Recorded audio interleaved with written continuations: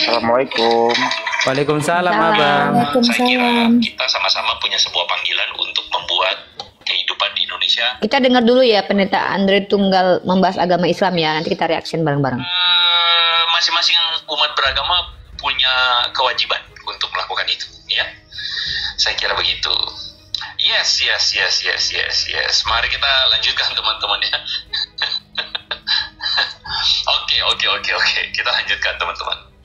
Kenapa ya ini terjadi di kalangan Islam?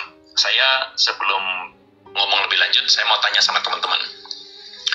Kenapa ya ini terjadi pada pesantren, ini terjadi pada ponpes, ini terjadi banyak, tidak semua sekali lagi tentu saja, tapi ini banyak terjadi di kalangan Islam, sebagaimana apa yang menjadi kata-kata dari Ibu Erma tadi. Kan Ibu Erma bilang film bidah ini kita lakukan untuk kemudian supaya Anda kalau ngantar anak ke ponpes, Anda perhatian gitu loh, Anda jangan percaya sepenuhnya. Menurut teman-teman kenapa? Kenapa banyak terjadi di kalangan Islam? Ya, kenapa? Itu tentu kan sebenarnya banyak ulama atau pemimpin agama Islam yang punya akhlak baik, ya, punya akhlak yang patut ditiru, ya, akhlak yang ya bisa kita bilang akhlak yang baik lah begitu ya. Tapi kenapa terjadi juga di dalam banyak terjadi di kalangan Islam ini begitu ya? Kenapa begitu? Kenapa menurut teman-teman? Holing mengatakan sistemnya terlalu tertutup mungkin ya. Wah, ini ada yang bilang sunnah. Wah, saya no comment ya. Saya tidak akan kasih kesimpulan itu ya. Film teladan Nabi itu Walid. Oke, ya saya nggak tahu dia. Banyak. Jadi 9 hari yang lalu itu ada sebuah berita yang muncul, lalu kemudian berita itu tajuknya adalah seorang ustadz menikahi anak di bawah umur. Ustadz muda menikahi anak di bawah umur dipolisikan, ya, dan ini 9 hari yang lampau. Dan yang membuat berita ini saya angkat adalah ketika seorang, di sini ada sebuah deskripsinya ya teman-teman ya, seorang ustadz muda asal Sumatera Barat dilaporkan di Aceh karena menikahi anak di bawah umur menggunakan segenap tipu daya. Kasus ini menjadi perhatian masyarakat di media sosial dan dilaporkan orang tua korban. Ya, pada 2023 lalu pelaku menikahi putri dari orang tua ini yang masih berusia 11 tahun. Dan kepada ayah korban, sang ustadz muda ini menyebut apa yang dilakukannya mengikuti apa yang dipraktekkan Nabi Muhammad menikahi Siti Aisyah pada usia 7. Ya sudahlah. Ya, ini adalah sebuah berita yang kemudian membuat saya jadi berpikir, ada apa? Kenapa kok bisa begini? Begitu. Kenapa ada seorang ustadz muda yang bisa beralasan bahwa dia menikahi perempuan atau anak bocil 11 tahun yang masih benar-benar di bawah umur, dan apa yang bikin dia begitu? Dan deskripsi dari video ini atau berita ini mengatakan bahwa sang ustadz itu mengaku bahwa dia mengikuti yang dipraktekkan Muhammad. Oke, kayaknya stop dulu Tentu deh. saya Panjangan nanti mau di reaction. meyakini. Oke. Silakan dari Uni dulu deh.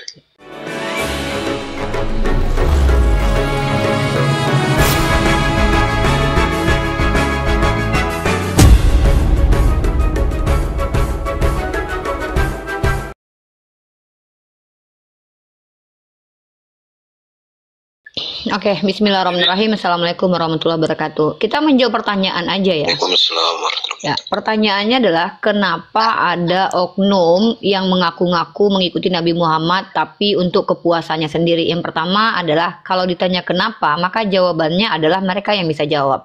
Tapi kalau kita lihat fenomena orang-orang memakai agama untuk melakukan kejahatan itu nggak sedikit. Contoh, ada orang yang minum racun karena mengikuti pengajaran Yesus, lalu dia mati konyol kemudian. Apakah Yesus mengajarkan begitu? Itu Andre Tunggal harus bertanya.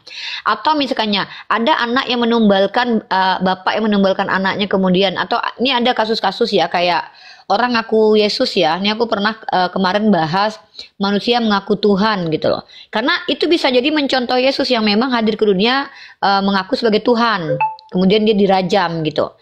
Jadi silogismenya loh, mengambil kesimpulan ini ya, kita tidak bisa mengatakan kalau dari 1000 kasus, dari 1000 peristiwa, ada satu peristiwa yang menggunakan atas nama Nabi yang berbeda gitu, yang tidak pernah dilakukan oleh orang lain. Berarti bukan agamanya yang salah, tapi orangnya gitu. Contohnya gini deh. Kalau kita bisa katakan agama yang cabul, misalnya, sorry ya, ini akan kena ban ya. Kalau kita bisa katakan agama itu rusak, misalnya, maka kita akan lihat dari presentasinya, boleh lah, presentasi besar banyaknya. Seperti saya buka data dulu ya, mungkin ya, mohon maaf ya. Kita sebagai umat Islam juga akan bertanya, bentar aku pakai headset dulu. Nah, kita sebagai umat Islam tentu juga akan bertanya kemudian menggunakan data-data yang valid, ya, berita, situs-situs. Kenapa kok di gereja di luar sana, kenapa yang jadi korban tuh mesti anak-anak kecil dari pasturnya? Dan jumlahnya kenapa banyak, pelakunya juga banyak, kenapa tahunnya kok panjang? Kalau kita bicara di pesantren, tidak ada istilahnya umat Islam itu. Ketika kalian menjadi umat Islam, kalian langsung jadi nabi, itu nggak ada. Tidak ada istilahnya kita berkeyakinan bahwa kau jadi Islam, langsung kau diurapi Roh Kudus, lalu bicara berbuat seperti yang Tuhan mau, enggak. Tapi kita akan mempercayai yang namanya Islam itu adalah orang yang mengikuti ajaran Islam. Yang Muslim itu orang yang mengikuti ajaran Islam. Apakah menikahi anak umur 7 tahun itu boleh? Silahkan kalau kau mampu seperti Nabi. Apa yang dilakukan Nabi kepada Sayyidah Aisyah? Mengajari Sayyidah Aisyah, membuat dia bahagia, tidak melecehkan dia. Faktanya ada tidak pelecehan yang dialami Sayyidah Aisyah? Dan lagi pula ada tak aturannya dalam bisa menikah? Ada, yaitu balik. Apakah umur dia bayi 7 tahun itu sudah balik? Sudahkah dia menstruasi? Jadi kalau ada orang misalkannya menggunakan ayat Al-Quran ya, bunbunlah orang kafir itu dimanapun kalian berada. Dia comot satu ayat itu lalu dia pahami bahwa kita harus habisi orang kafir semua. Maka yang salah bukan ajarannya, tapi dia memahami ajaran yang salah. Karena ketika ada 99 orang memahami bahwa maksudnya adalah kita harus menghabisi orang-orang kafir yang memerangi kita, tiba-tiba ada satu orang yang nggak mau belajar, memahami secara keliru, apakah bisa dikatakan agamanya yang salah? Enggak. Kalau kita perbandingkan presentasi kejahatan SKS di dunia gereja dan pesantren, maka orang Kristen harusnya malu mempertanyakan kejahatan SKS di pesantren. Karena nggak ada di pesantren jumlahnya sampai ribuan. Nggak ada ceritanya korbannya itu sampai ratusan ribu. Kalau kita lihat di sini, bahkan ya, ini nih contohnya nih, 200.000 anak ini lebih dari berapa stadion ini menampung itu? Tunggu, satu kapasitas stadion bola itu berapa ratus ribu, Jul? Biasanya. Kalau 80.000. Kau bayangkan ini 200.000 berapa stadion ini korbannya? Kau kumpulkan anak-anak calon predator. 200.000 anak dilocokkan pastur, para uskup Spanyol minta maaf. Apakah sebanding dengan data misal paling tinggi kasus di Indonesia ini berapa? 40 orang anak dicabuli sama satu 3 lah atau apa? Nggak sebanding, Jul. Jadi kalau orang Kristen membahas agama lendir, bakalan malu. Di Portugal aja 5.000 anak di bawah umur tuh gereja minta maaf. Ini yang ketahuan. Bahkan saking kejinya perilaku mereka itu di luar sana, bahkan itu PBB ikut campur loh. Lu tahu kan kalau PBB itu ngurusin hal-hal besar? Ya enggak? Apa iya PBB ngurusin hal-hal kecil? Habislah PBB. Nih, PBB aja sampai kecam Vatikan terkait pelocohan SKS terhadap anak-anak. Jadi kalau kita mau membandingkan, mengkomparasi, ayo kita pakai data. Kita tidak pernah menafikan kok yang namanya umat Islam itu pasti ada yang emang nggak beradab, ada. Siapa bilang? Gue juga nggak bilang orang-orang mu'alaf itu semuanya orang baik, nggak ada ceritanya begitu. Tapi minimal kalaupun seandainya kita mau berbicara terkait tentang perbandingan pencobolan di agama melibatkan oknum beragama, ya kita harus adil. Jangan cuman hanya mengkritisi yang kecil tapi lupa sama yang besar. Saran saya adalah Pak Andre Tunggal, kalau Anda bertanya kenapa orang-orang di pondok pesantren melakukan seperti itu, kami bisa menjawab bahwa ketika umat Islam itu ilmunya semakin tinggi, ujiannya semakin besar. Itu kami. Yang kutanya adalah kenapa kalian yang ngaku punya roh Tuhan dalam diri kalian di gereja malah terjadi banyak pelocohan. Ini nggak masuk akal. Kalau kami umat Islam, semakin kau mengaku beragama, semakin berat ujianmu. Semakin kau mengaku berilmu, semakin tinggi ujianmu. Banyak orang yang gagal di sini karena bahkan iblis pun adalah makhluk yang bahkan memiliki ilmu, itu bahkan gagal di ujiannya. Jadi kami nggak ada istilahnya bahwa setelah masuk Islam langsung berubah jadi nabi atau malaikat, nggak ada. Yang lucu itu klaim doktrin kekristenan, katanya kalau seandainya masuk Kristen itu diurapi Roh Kudus. Jangan nanti bilang, ya kan tergantung orangnya. Apanya yang tergantung? Tuhan yang tergantung. Nggak gitu ceritanya. Kalian yang rata-rata bilang kami pasti masuk surga. Barang siapa yang dibaptis akan menerima Roh Kudus. Ya gimana kami mau nunjuk-nunjuk mana yang punya Roh Kudus, mana enggak? Udah, kita nggak usah bahas itu. Doktrinnya adalah di dalam, bukan doktrin Islam ya. Di dalam Islam dikatakan bahwa Bismillahirrahmanirrahim. Ya, wa basiril ladzina amanu. Nih. Wa amilus solihat. Berikan kabar gembira kepada siapa yang beriman dan beramal soleh. Nggak ada di situ wabasiril ladzina Islam, nggak ada. Nah Muslim nggak ada. Berikan kabar kepada orang yang ngaku Islam, nggak ada. Kabar gembira itu kepada orang beriman. Beriman itu artinya apa? Mempercayai apa yang dia percaya itu, baik secara lisan, hati dan perbuatan. Lalu dia beramal soleh. Nah itu yang masuk surga.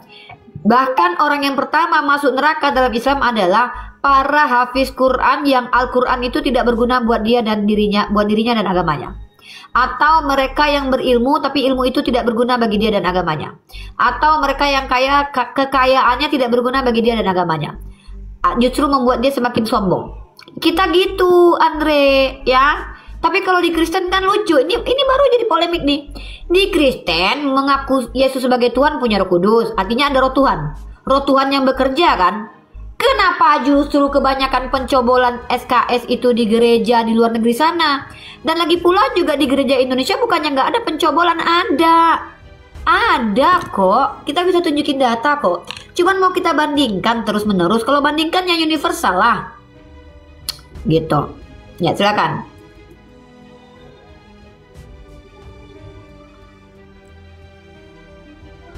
Wah, hitung-hitungan. Yakin mau hitung-hitungan? Aduh.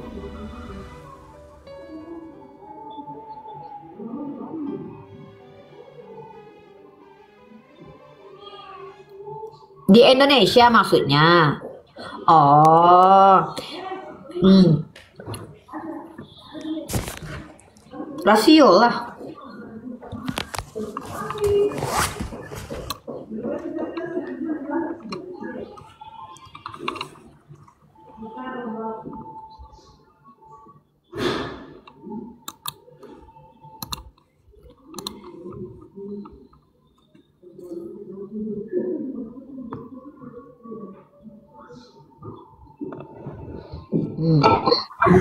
Assalamualaikum Uni.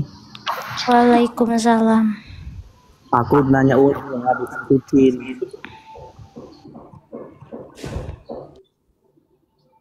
Mak, gila kali. Iya. Nggak, kau lihat ini Jul ya. Aku kan juga buka Komal nih Jul. Mungkin aku nggak ngobrol di Komal aku, tapi ini juga jadi konten di sini lah. Coba ya perhatikan ya Jul. Ini Indonesia ya Jul ya. By the way ini Indonesia. Ini CNBC ya. Ini literasi dari berita dan ini masih boleh lah dipegang ya. Kumpul kebo makin banyak marak di RI. Ini wilayah paling banyak. Ya kayak mana mereka misalnya ada kalkulasi kemarin di Aceh paling banyak memperkodok. Kenapa di Aceh memperkodok? Karena mereka nggak boleh suka sama suka gitu loh. Gimana mau memperkodok mereka konten orang mereka suka sama suka aja boleh kok. Ini contohnya nih. Kumpul kebo makin marak di RI. Wilayah paling banyak tuh nggak di mana kok Jul? Nih ya kita lihat nih. Kalau kita lihat dan alasannya itu alasan agama atau enggak? Di Indonesia, studi pada tahun 2021 berjudul The Untold Story of Cohabitation mengungkapkan bahwa kumpul kebo lebih banyak terjadi di Indonesia bagian timur yang mayoritas penduduknya non-muslim. Menurut peneliti ahli muda dari Badan Riset dan Inovasi Nasional BRIN, Yulinda Nurul Aini, setidaknya ada 3 alasan mengapa pasangan di Manado yang merupakan lokasi penelitiannya memilih untuk kumpul kebo bersama pasangannya, yakni beban finansial. Kedua, prosedur perceraian. Jadi gara-gara doktrin agamanya ngelarang bercerai, orang-orang Kristen memilih kumpul kebo. Ini yang namanya ajaran agama yang membuat manusia menjadi cobol gitu loh. Akhirnya mereka kumpul kebo.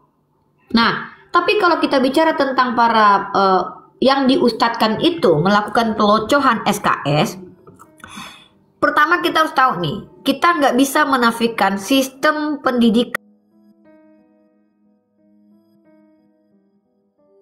itu. Pernah lihat ini nggak, Jul? Salawatan di dalamnya ada joget-joget sama ada gini-gini mbak-mbaknya, itu ada, Jul. Kita nggak bisa nafikan itu, Jul. Memang Allah sudah larang kita meniru kelakuan mereka, tapi kebanyakan kaum kita umat Islam sendiri sudah banyak yang terdegradasi, bukan majelis ilmu lagi, tapi sudah mulai kayak kehiburan gitu loh. Majelis ilmu Gus ini gitu, tahu-tahu musik DJ diputar.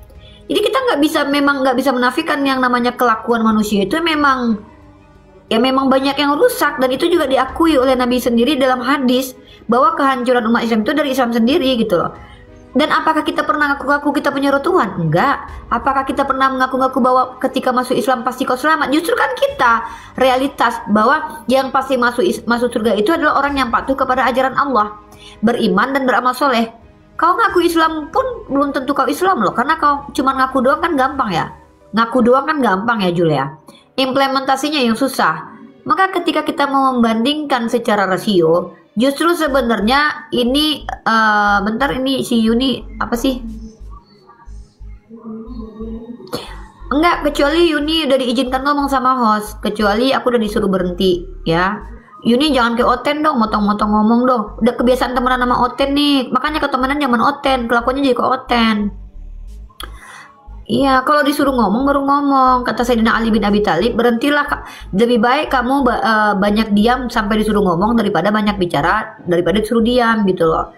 Aku kan ditanya Julius, aku diundang, bahkan dibilang Arjen. Kalau nggak aku punya komal sendiri loh di sini loh. Ini aku lagi live di Riva 07. Cuman karena dia suruh aku tanggapin, makanya aku ngomong. Yuyun sih kebanyakan teman sama Oten, sama orang Syiah sih kelakuannya kayak gitu ya. Nah, jadi gitu. Jadi kalau kita mau membandingkan, ayo membandingkan menggunakan ajaran. Kalau kelakuan, bahaya orang Kristen. Kenapa? By sejarah kita nggak bisa nafikan bahwa kelakuan orang yang beragama Kristen itu bahkan lebih keji, menghabisi nyawa orang, kolonialisme bahkan divalidasi oleh gereja, itu banyak. Atau pencobolan itu justru lebih banyak di gereja. Tapi apakah kami umat Islam itu mengeneralisir? Enggak, karena kita tahu yang namanya kelakuan manusia ya busuk aja gitu. Kita lihat ajarannya aja, Andre. Nah contoh, kitab suci mana yang terindikasi cabul misalkannya kan? Al-Quran kah atau Bible? Ya ternyata di Utah sendiri ditolak, di-ban. Kenapa? Karena kitabnya kalian dianggap vulgar. Artinya dengan membaca kitab kalian orang bisa birahi. Nggak ada ceritanya kita baca Al-Quran bisa birahi. Kalau baca Bible itu bisa mengganggu psikologis aku yang jomblo ini gitu loh. Kenapa? Ya kebayang nggak gimana aku baca yang penjelasan kelamin segede punya keledai, segede punya kuda gitu kan, aku langsung berimajinasi. Waduh, ada orang ternyata kelaminnya segede kuda. Kan bahaya. Satu, yang kedua, yang diurusin PBB tuh nggak ada pesantren. Karena memang, dan nanti ke depan memang akan makin mengerikan dunia ini. Kenapa? Karena Rasulullah sudah katakan, nanti menjelang hari kiamat, ilmu akan diangkat, orang jahil akan banyak. Contoh orang Islam sekarang kalian tahu itu, minum air celupan kaki habaib sama gus-gusan. Ada, celupan tangannya ada. Apakah kalian pikir itu adalah agama Islam yang benar? Enggak, makanya ada istilah bid'ah gitu loh, menambah-nambahi ajaran gitu. Andre tuh katanya tuh pinter pendeta, tapi kenapa jadi PA gini ya? Maksudnya kenapa ngebahasin perilaku manusia beragama, Andre? Soalnya kalau itu kita counter nanti bahaya, Andre. Terbuka aib agamamu gitu loh. Kenapa aku bilang agama? Karena kelakuan itu justru lebih banyaknya di Kristen gitu. Bandingan tadi aja udah ngeri tuh. Orang Islam dibanding Kristen 8:2, ya kan Jul? Tapi kelakuan pencobolannya 8:6. Cuma beda 2 digit doang. Lucu gitu ya. Mungkin gitu sih Jul, lanjut. Kalau kita Lanjut lihat nih, ya, setiap ada kasus-kasus yang dilakukan oleh pemuka agama dari Islam itu selalu dijadikan. Inilah umat Kristen teman-teman ya. Mereka ini terbiasa itu untuk mengangkat masalah minor lalu lupa dengan masalah mayor. Mereka mengangkat masalah pencabulan di pondok pesantren. Mereka lupa bahwa mereka yang sedikit aja, yang minoritas aja, di gerejanya juga banyak terjadi pencabulan. Gitu loh. Nah, kalau kita bicara secara mayoritas, mari kita bahas kenapa gitu loh. Kenapa kok justru di gereja yang notabene-nya adalah tempat Tuhan, roh Tuhan berserak di situ, kok malah mencabuli anak kecil gitu loh. Itu yang harus dibahas. Nah, jadi pertama, validasi kecabulan dalam kitabnya orang Kristen. Kenapa saya katakan? Di Kristen dijelaskan manusia-manusia yang dianggap cabul. Na'udzubillah min dzalik, kita tidak validasi itu, kita tidak benarkan itu. Seperti nabi yang ngambil bini orang. Nggak dihukum. Buktinya kan nggak dihukum tuh. Ya, yang kedua, satu lagi. Kisah tentang nenek moyang Tuhan yang bersundal sampai punya keturunan. Dijelasin tuh. Bahkan kisah orang yang bersundal pun dijelasin tuh. Jadi pertanyaannya adalah, kita kalau mau membahas itu kita bahas ajarannya. Ajaran mana yang cabul? Gitu loh. Kalau bahas orang mah ribut nanti kita akan melakukan penelitian. Kita harus kalau kita bahas jumlah dan total guys, kita harus meneliti guys. Dan kalau kita meneliti itu kita nggak bisa cuman meneliti di satu tempat. Kita harus be fair ya. Contoh, kita teliti di Eropa, kekristenan gimana di situ? Apakah terjadi kebaikan setelah adanya agama Kristen di Eropa secara ini? Ayo kita bahas. Atau justru sebaliknya. Atau kita ambil negara mayoritas, ya Islam misalnya. Mana yang lebih banyak? Itu meneliti kita. Kalau cuma nuduh-nuduh kayak Christina Ginting, Siru Silulubis, Rina Solikon. Kebiasaan kalian tuh gitu loh. Ya, kebiasaan kalian tuh begitu, entah kenapa, nggak ngerti apa ya, kayak kalang kabut ingin memuliakan agama sendiri tapi lupa kalau agamanya punya aib yang nggak bisa dihilangkan. Kita bisa lihat kok pendeta-pendeta yang mencabuli anak kecil juga di gereja di Indonesia tuh banyak, cuman kita nggak mau ngitung aja gitu. Kalian kenapa diekspos? Ya kita juga tahu bahwa media juga dikuasai sama orang-orang yang tidak beragama Islam. Kalian tahu nggak pembakaran gereja Mama Satu gimana kita susah cari literasinya loh sekarang. Bahkan kalau kita ini baru kita cari bener, nggak ngerti kayak seolah padahal yang gereja Mama Satu yang membakar tuh orang Kristen sendiri loh. Ada upaya-upaya. Ini contoh nih upaya mendegradasi sejarah nih. Ini ada di buku ini nih. Kita bersyukur adanya orang-orang seperti Dr. Uli Kozok yang aku nggak ngerti agamanya apa, berusaha untuk jujur ya, membongkar penipuan-penipuan orang-orang yang berusaha mendegradasi sejarah. Di sini ada upaya orang-orang dari Kristen sendiri untuk menunjukkan bahwa orang-orang misionaris seperti Nomensen itu nggak ada kaitannya sama penjajah lah gitu ya. Mereka baik-baik lah gitu. Tapi justru dibongkar di sini, ditunjukkan kalau justru ternyata orang-orang sekelas Nomensen itu kerjasama sama penjajah. Nah, umat Islam tuh gitu juga tuh. Kalian daripada sibuk di majelis salawatan ya, mohon maaf nih ya, aku nggak ngelarang kita salawatan sambil joget-joget, mending kalian baca buku. Habis baca buku salawat nggak mesti harus joget kok. Serius, salawat tuh nggak mesti harus joget, nggak mesti harus pargoy dan velocity. Gara-gara kalian sih, ya gara-gara kalian tuh umat Islam jadi nggak banyak belajar. Ngapain kalian velocity sambil kajian coba? Mending tuh bedah buku, baca buku Uli Kozok, baca tafsir Al-Qurtubi. Tuh, itu caranya biar pinter ya. Nah, kenapa umat Islam itu semakin turun ya tingkat kualitas intelektualitasnya?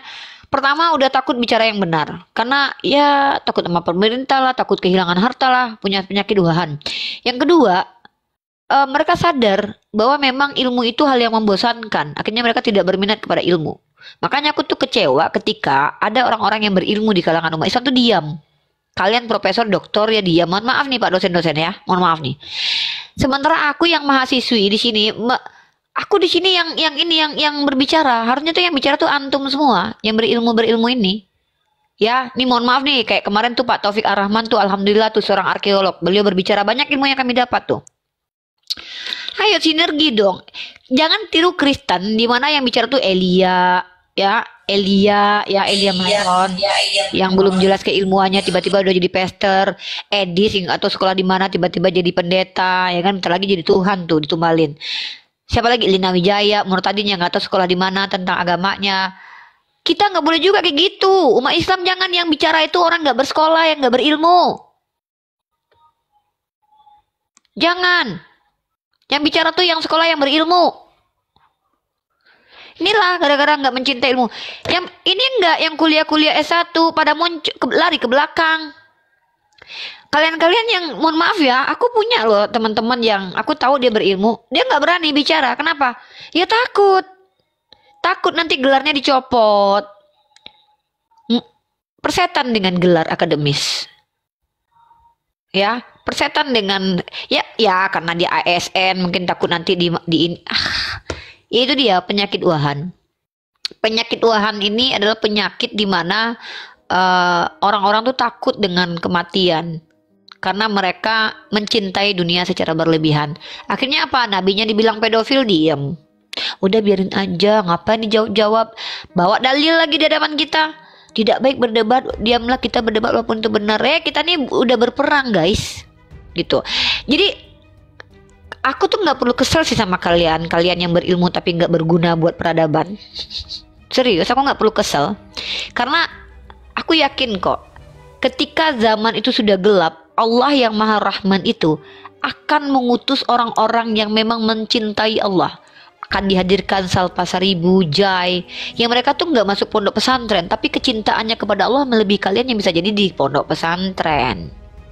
Giliran kalian yang masuk pondok pesantren, ya kan, giliran kami berdiskusi lintas agama, kalian nyalahin kami. Giliran ditanya jawaban kalian kalau Nabi dituduh pedofil apa, melancak-melancok, kalian diam.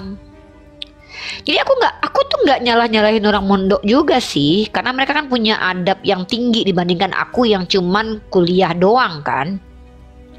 Diksi-diksi aku memang agak tegas dan keras memang, karena aku nih pendebat bukan ustazah. Nanti kalau aku udah punya ini mengajar baru aku agak lembut ya.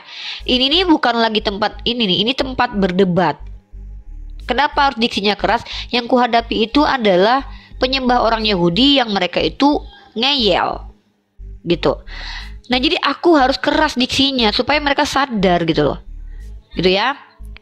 Jadi kalau ada kalian yang mohon maaf ahli nahu sorof nih, aku bersyukur ada Ustadz Wafi, ada Ustadz Hanafi, ada Ustadz Tahta. Bersyukur dengan adanya mereka Ustadz Yusuf PI. Malah kalian yang Islam yang menghujat mereka, hantu belau. Udah dibelain agama kita sama mereka. Kalian yang bukan siapa-siapa, nggak berguna untuk peradaban, bahkan jadi hama, malah menghujat mereka. Nggak bisa bantu mereka, nggak apa-apa deh. Nggak nonton live mereka juga nggak apa-apa. Lah malah nambahin beban buat hidup mereka. Kalian, ya bukan aku nggak ngomongin siapa-siapa, yang kalian lah, yang kalian mengkritisi Ustadz Yusuf PI, mengkritisi Ustadz Hanafi. Emang ilmu kalian udah sampai mana? Ustadz Hanafi kalian kritisi. Hah? Apa perjuangan kalian? Anda kalian seperti Ustadz Yusuf PI yang sudah menginjili. Anda kalian melakukan seperti yang dilakukan sama Ustadz Hanafi. Pernah kalian melakukan seperti yang dilakukan Ustadz Tahta. Kalian kritisi pribadinya, kalian pikir mereka nabi. Kalau kalian berilmu, kalian yang ngomong. Ini penyakitnya orang Islam tuh gitu. Jadi hari ini aku mau membahas orang Islam dulu nih ya. Jadi kenapa kita umat Islam itu di pesantren banyak yang cabul? Ya karena itu sudah nggak lagi berminat kepada ilmu dan mengimplementasikannya. Sibuknya ngapain? Sibuknya nonton bokep. Bisa jadi. Sibuknya ngurusin orang. Nggak lagi baca Al-Quran. Nggak lagi baca hadis. Jadi gitu. Bisa jadi begitu. Jadi orang-orang yang nggak berilmu kayak saya sama Jai ini akhirnya apa? Bisa jadi lebih buruk daripada kalian. Iya ya kak ya. Gitu ya. Jadi tolong berikan contoh kepada Salpasaribu dan Jai Fransius. Ini enggak. Gitu loh. Kalau aku nggak bisa ngasih contoh mereka. Soalnya aku masih senang pargoy. Ya. Aku belum jadi ustazah. Belum, nanti kalau aku sudah bergelar doktor baru aku jadi ustazah.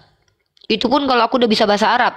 Aku udah janji sama diri aku gak akan jadi ustazah sebelum aku mengerti nahu sorof, sebelum aku mengerti 12 cabang ilmu. Gila kan? 12 cabang ilmu Islam aku pelajari baru aku bisa jadi ustazah. Kalau gak mau. Aku pendebat, tukang ngacak-ngacak Bible. Tuh. Gitu ya. Kita sapa dulu yang udah masuk di sini. Ya, Bang Al Ghazali, Muslim atau non Muslim? Halo. Muslim. Muslim dia. Muslim. Barusan Oh ya, typing di bawah. Bang Al Ghazali silakan. Apa yang mau disampaikan? Silakan. Apa? Bang Al Ghazali turun ya, Bang ya. Jangan begitu ya. Kalau naik ke atas itu harus gini. Kalau naik di Komasa itu ada tanggung jawab loh. Yang naik ke Komasa itu ada tanggung jawab. Minimal ada argumen yang mengedukasi publik disampaikan. Kalau nggak usah. Serius. Saya orangnya tegas loh. Saya orangnya keras. Ya kecuali memang itu adalah tim saya.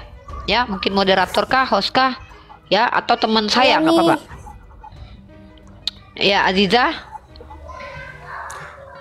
Jadi gini nih, aku lagi bikin literasi tentang mengenai dogma itu berkaitan dengan mental block itu. Saya sepakat ya, karena yang tadi Uni sampaikan itu pertama karena ketidakpahaman mereka mengenai tentang Islam sehingga penghujatan di mana-mana, makanya Uni Rifa keras terhadap mereka. Itu salah satu cara supaya kita itu melunturkan segala mental block yang membelenggu di dalam pikiran bawah sadarnya dia nih. Jadi kalau kita misalnya kalian nih umat Kristen misalkannya kan mau menuduh misalkannya, kalau aku tuh nggak masalah gitu loh, aku tuh nggak masalah karena itu paling kan jadi bahan konteran kita. Tapi minimal orang Islam yang ini nih aku kasih tahu ya nih, orang Islam nih jangan anti kritik juga, gitu. Ya nih ada hantu belaun nih. Ya Jul mau dilanjut, Jita di mute dulu ya Dek. Jul mau lanjut reaction tentang si Andre Tunggal tadi atau gimana? Iya silakan Uni. Iya, jadi kita harus jujur. Kita nih harus gini loh, umat Islam tuh harus terbuka juga, open minded. Kita semakin banyak informasi yang semakin mudah akses informasi, kita semakin sadar diri bahwa kita di intern Islam aja perlu ada islamisasi lagi. Maksudnya perlu diislamkan lagi. Kenapa? Banyak orang-orang yang Islam yang mereka itu nggak ngerti ya, apakah mereka memang tidak belajar secara komprehensif, mendalam dan serius, sehingga mereka salah kaprah terkait tauhid kah, atau salah kaprah terkait kayak contoh kayak adanya Kumaila, Ade Armando, mereka kan ngaku Islam tuh. Dan memang kita juga harus paham bahwa Rasulullah sudah memberitahu bahwa selain orang kafir ada yang namanya orang munafik. Mereka itu adalah orang-orang yang sebenarnya itu duri dalam daging. Nah masalahnya adalah supaya kita bisa membedakan mana benar mana salah, kita menggunakan yang namanya kaidah ilmu atau metode ilmiah, di mana diikat dengan metode ketika bicara. Contoh, kalau kita menyampaikan informasi jelas literasinya dari mana, dan informasi yang kita tangkap itu apakah interpretasinya sesuai dengan informasi itu atau tidak, kita juga harus memahami hal itu, harus menjelaskan hal itu. Nah jadi kalau kita bicara kenapa terjadi banyak pencabulan di pondok pesantren, Islam bisa jawab itu. Tidak ada istilah dalam Islam ketika kita jadi Islam maka kita langsung masuk surga tuh nggak ada. Itulah satu alasan kenapa kita tidak pernah mengklaim kita pasti masuk surga. Karena kita tidak bisa memastikan diri kita masuk surga. Yang bisa memastikan kita masuk surga hanya Allah. Kita hanya bisa berupaya untuk mencapai tingkat supaya bisa masuk surga gitu. Karena memang kita di dunia ini walaupun sudah menjadi Islam, kita diuji. Contoh nih, mohon maaf nih para mualaf ya. Ini ada Salpas Saribut sama si Jai ini. Jangan kalian pikir ketika dia masuk Islam dia langsung jadi baik, enggak. Bahkan dia bisa jadi lebih keji daripada orang Islam. Atau jangan-jangan si dokter akal si Julius ini sama si Pera ini bisa jadi lebih keji daripada orang Islam sendiri. Orang mualaf sendiri. Sama lagi gitu ya. Karena kita parameternya bukan karena kau masuk Islam, tapi karena kau mengikuti ajaran Islam.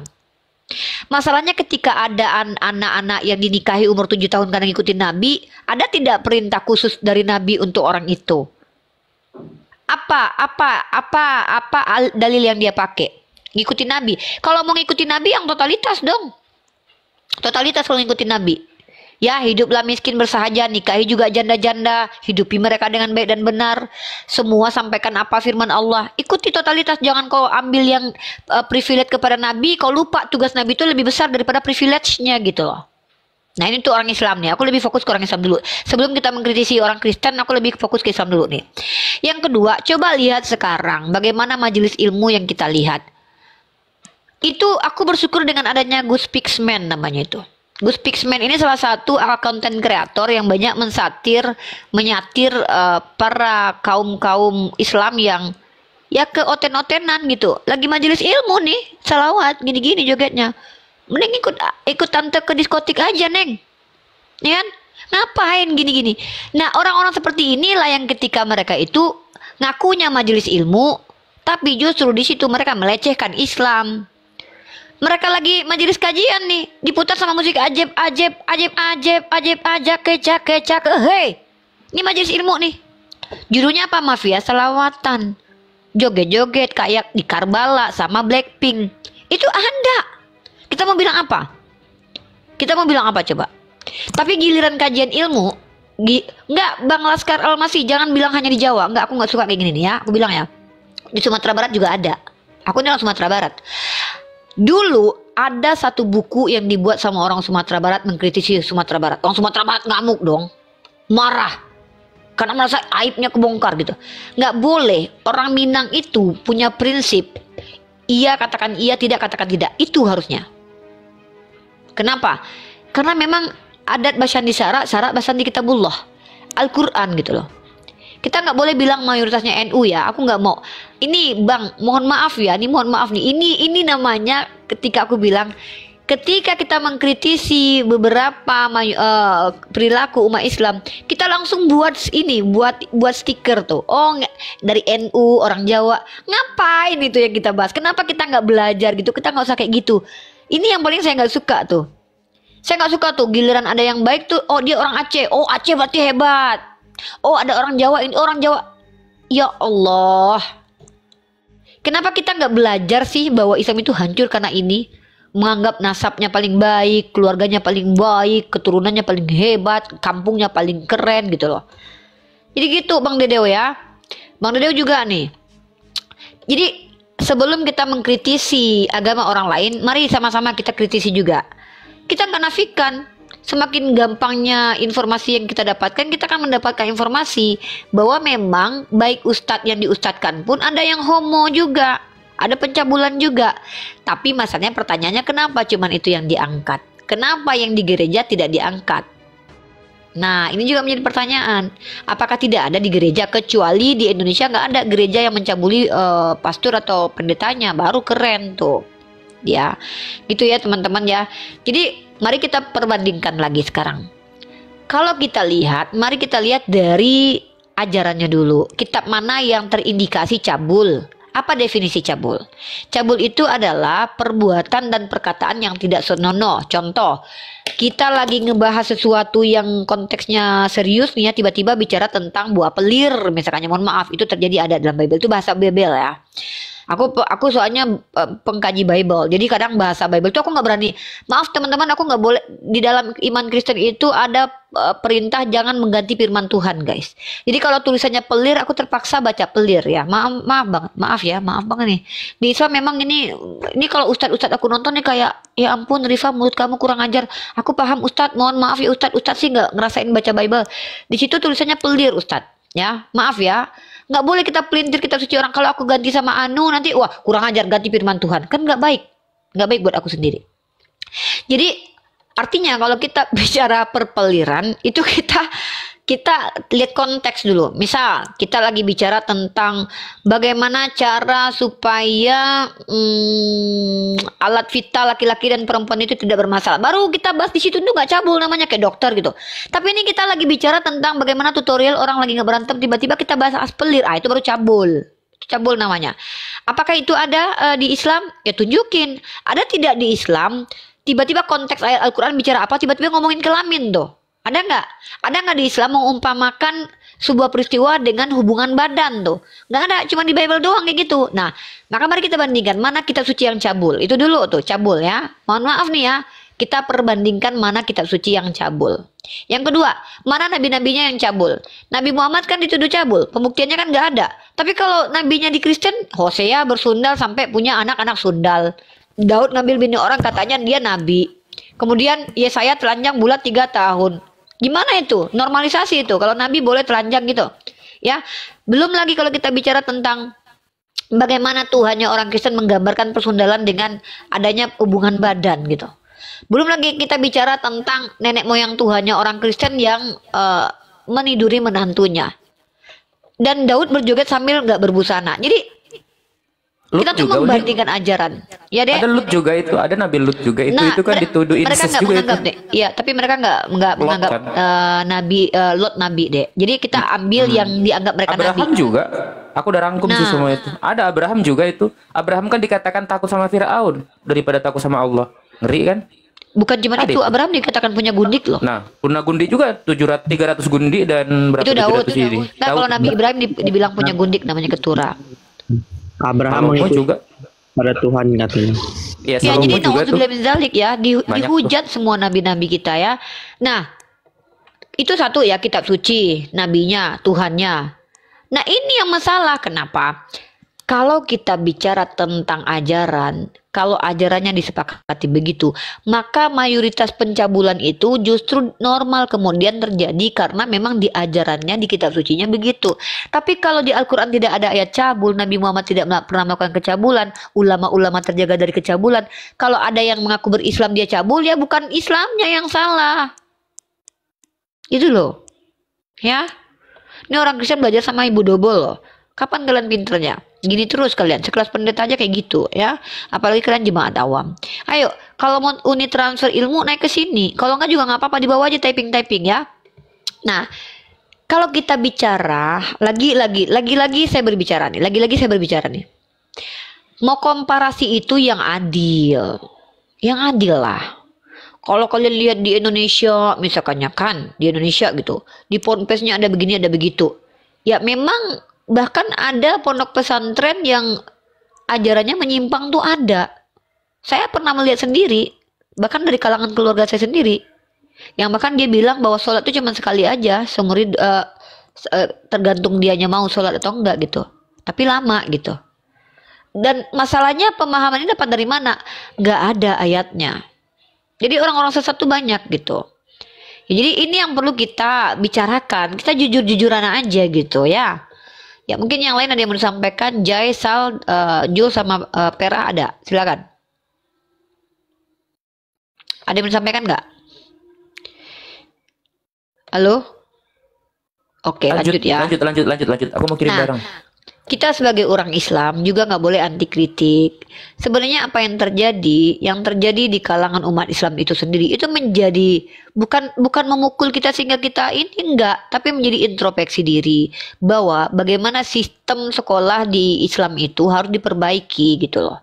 Sistem sekolahnya, contoh di Islam diajarkan untuk tidak boleh satu selimut dengan laki-laki dengan laki-laki. Tidak boleh itu. Perempuan dengan perempuan nggak boleh satu selimut. Ya, kemudian tidak boleh perempuan melihat kelamin perempuan, laki-laki melihat kelamin laki-laki itu tidak boleh. Apakah di pondok pesantren itu sudah direalisasikan begitu? Hah? Seperti itu. Apakah di pondok-pondok pesantren itu apakah fasilitas untuk anak-anak murid itu sudah diawasi dengan semaksimal mungkin karena mereka kan diberikan asrama. Apakah ada guru-guru yang mengawasi kelakuan mereka? Ada nggak mereka diajarkan bukan cuma agama, kitab-kitab Fathul Ijar dan segala macam? Ada nggak? Tapi ada nggak mereka diarahkan juga untuk menggunakan fisik mereka akan bekerja? Contoh, ada program di pesantren nggak yang ngajarin mereka berkuda, yang ngajarin mereka berkuda, terus juga olahraga? Ada nggak mereka diajarkan bela diri gitu? Jadi kalau memang seperti itu, akhirnya apa? Anak-anak remaja yang kecenderungan mereka itu sudah mulai ini gitu, mohon maaf ya, mereka sudah mulai balik gitu ya, itu harusnya dilemparkan ke kegiatan fisik yang membangun fisik mereka semakin baik, berenang, memanah, berkuda. Sehingga kenapa harus memanah? Ya biar mereka fokus. Kenapa harus berenang? Biar mereka bisa bertahan ketika mereka nanti suatu saat misalnya naik ke kapal terus jatuh tenggelam gitu, bisa menyelamatkan orang juga. Kan banyak ajaran Rasulullah kan begitu. Jadikan remaja itu tawanan, kata Sayyidina Ali bin Abi Thalib. Apakah sistem sekolah kita sudah begitu? Jadi contohnya gini deh. Ada yang kemarin salah satu pondok pesantren di Sumatera Barat yang cukup terkenal, yang dimana keluarga aku tuh banyak alumni dari sana. Tiba-tiba heboh karena ada kejadian pencabulan oleh seorang guru di situ. Korbannya konon katanya sampai berapa tuh? Itu terjadi di tahun berapa? Sementara pondok pesantren itu sudah berdiri sekitar misalkannya 20 tahun ya. Dan kejadiannya baru di tahun 2024. Dan kita pikirkan nih, kenapa selama 2020 tahunan aman-aman aja tiba-tiba kok muncul di tahun itu? Maka tidak bisa dikatakan sistemnya yang salah. Berarti ada orang yang baru masuk yang mungkin dia penyebabnya gitu. Terus diselidiki begitu. Kecuali kayak di gereja tuh. Setelah dikaji ulang ternyata dari tahun sekian-sekian sampai sekian kok jumlahnya ribuan. Praktik ini sudah terjadi gitu, diselidiki. Dan kita juga sebagai orang Islam nggak boleh denial kalau memang sistem sekolah kita tuh rusak. Supaya apa? Kita perbaiki. Jangan mentang-mentang kalian orang Islam terus kalian bilang kita nggak anti kritik, nggak boleh. Saya tuh bersikap semoga selalu mencoba bersikap adil ya. Contoh ya, guru gembul misalkannya mengkritisi sistem pendidikan. Jangan mentang-mentang dia pernah kalah diskusi sama Ustadz Muhammad Nuruddin, kalian bilang dia salah lagi ketika dia benar. Salahnya di mananya dulu, di argumen yang ini. Jangan bawa ketika dia nih si guru gembel nih, ini liberal nih gini. Aneh, kita itu nggak open minded namanya. Tuh mentang-mentang misalkannya tuh kayak Ustadz Abdul Somad misalkannya. 10 kali dia dakwah, 9 kali dia benar. Pas ke dakwah sekali dia salah misalkannya. Kenapa kita malah tetap benarkan? Nggak boleh gitu. Ini aku nggak suka. Nih di Komal aku ini terlarang orang-orang yang gampang mengeneralis, maksudnya gampang memberikan sertifikat ke orang lain deh. Panggilan tuh dari Allah. Apakah kalian kafir? Apa kalian munafik? Apa kalian itu dari Allah sudah. Ciri-cirinya udah Allah kasih tahu. Dan itu urusan Allah gitu. Ya jangan kalian yang kasih. Aku nggak sepakat kalau kita bilang si guru gembul itu liberal. Indikatornya apa? Kalau misalnya, tapi kalau Kumaila aku bilang munafik, aku jelas ada dasarnya. Kumaila mengaku Islam, mengaku percaya Al-Quran sebagai firman Tuhan, tapi mengatakan bahwa Al-Quran tidak bisa dipakai untuk kaidah hukum lagi. Lalu mengatakan bahwa Al-Quran ada kontradiksi, namanya ini munafik. Sama kayak orang Kristen bilang Tuhannya satu tapi ternyata 3. Munafik. Tapi ketika kayak guru gembul ya, kayak guru gembul misalkannya, aku di satu sisi aku tuh tidak terima dengan diksi dia, tapi aku belum bisa bantah. Jadi aku nggak bisa berkuar-kuar dulu. Ya, tapi ketika memang yang disampaikan itu benar, kita terbuka menerima kebenaran. Atau si Coki Pardede deh, dia kan ateis tuh. Kalau yang disampaikan dia itu benar, ya kita terima terbuka.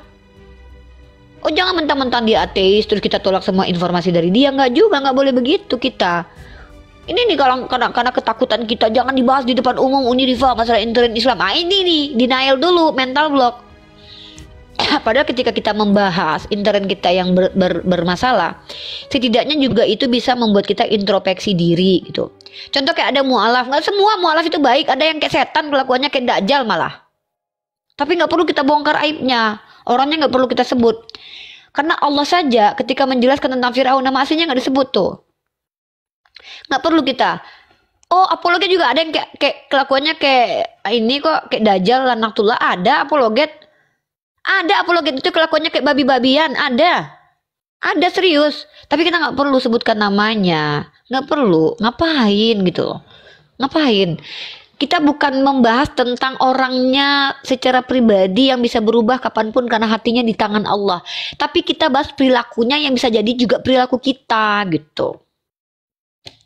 Yang aku lihat tuh ya di TikTok tuh ya, viralnya sekarang itu ya, ketika dikritisi sama ini ya, orang Islam dikritisi tuh langsung heboh semua, ngancam-ngancam. Memang betul nggak boleh tuh kayak gitu, nggak bisa kayak gitu. Kita hidup di dunia demokrasi di mana kita bebas memberikan opini, walaupun memang kebebasan memberi opini itu nggak seenak udel, teratur juga, menggunakan undang-undang juga gitu. Ya mungkin gitu Jul, silakan Jul, ada yang mau sampaikan lagi Jul? Julius, ini kayak gini nih, Julius ini aku ceritain ya. Si Julius ini dia mualaf. Ada perkataan-perkataan dia yang memang harus kita terima sebagai informasi yang bagus. Tapi kalau kita tidak sepakat dengan perilaku dia misalkannya kan, ya kita jangan hilangkan argumen dia yang benar beberapa hari kemarin gitu. Itu kita diperintahkan adil guys. Gitu ya. Terus ada lagi kayak gini nih ya. Ketika aku nggak suka banget ada yang bandingin Muhammadiyah sama NU. Petingginya aja tuh satu guru gitu loh. Jangan gara-gara Abu Janda pernah ngebangser gitu kan, terus kita jelekin semua NU. Kita punya Gus Wafi kok, orang NU yang bahkan adalah seorang apologet, ada di samping kita dia. Jangan juga mentang-mentang Muhammadiyah ada, kita punya Ustadz Alwan dari Muhammadiyah. Apologet itu dari berbagai macam kalangannya nggak kita punya.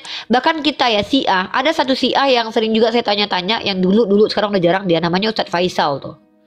Selagi dia belum pernah menghujat Sayyidah Aisyah dan sahabat depan saya, ya saya terima informasi dari dia itu pun dikrocek lagi. Ada ateis, walaupun ateis tapi dia ngasih ilmu, ya kita terima gitu. Jangan anti kritik kita. Nah, kenapa di pondok pesantren terjadi banyak pencabulan? Karena memang pada akhirnya kita harus sadari bahwa umat Islam itu harus banyak juga mendekatkan diri kepada Allah. Karena semakin tinggi ilmu kita, semakin tinggi kualitas kita, semakin berat dan besar juga ujian kita. Dan kita harus sadar, tanpa Allah kita tidak bisa apa-apa. Tanpa Allah meneguhkan di hati kita tentang Islam, kita tidak bisa apa-apa. Gitu. Jangan nih kayak apologet nih nanti ya. Ini mohon maaf nih ya. Bang Zuma itu kan salah satu gurunda kita tuh. Orang yang kita hormati. Tapi Bang Zuma itu bukan Tuhan. Suatu saat dia akan salah. Ketika Bang Zuma salah, katakan salah. Jangan salahnya dibela. Nggak boleh. Nanti ketika ada yang mengkritisi Bang Zuma, kalian serang pribadinya. Ujung-ujungnya dia jadi pembenci kemudian. Ya, akui juga itu begitu. Atau si Julius ini nggak pernah benar selama hidup misalnya. Sekali dia ngomong benar kalian tolak. Nah, kan nggak boleh begitu. Atau misalkannya aku, tiba-tiba aku punya aib. Kalian tahu aib aku misalkannya. Terus kalian tolak semua yang kupelajari selama ini. Jangan begitu. Nggak bisa begitu. Ya. Memang dalam Islam itu seperti Bang Zuma nasihatin sama aku, kita para apologet ini yang Islam ada di bahunya tidak bisa menggunakan dalil. Perhatikan apa yang dibicarakannya, jangan perhatikan siapa yang bicara. Nggak bisa, kata Bang Zuma. Kalian harus implementasikan Islam. Cuman aku bilang ya, aku berusaha Bang. Cuma selagi aku masih baca Bible susah Bang. Susah gitu loh. Ya, kata-kataku selalu akan keluar kata pelir Bang. Gimana coba orang Bible-nya bunyinya begitu? Kata buah dada, kelamin keledai, keledai, nggak bisa. Kecuali aku berhenti jadi apologet, betul-betul totalitas mengajar Islam. Mungkin bahasa aku sudah mulai terpapar Al-Quran, sehingga yang keluar adalah bahasa-bahasa indah. Ya, tapi selagi masih baca Bible, jangan berharap Unirifa ini bahasanya masih bagus Bang. Ya bahasanya Bible gitu.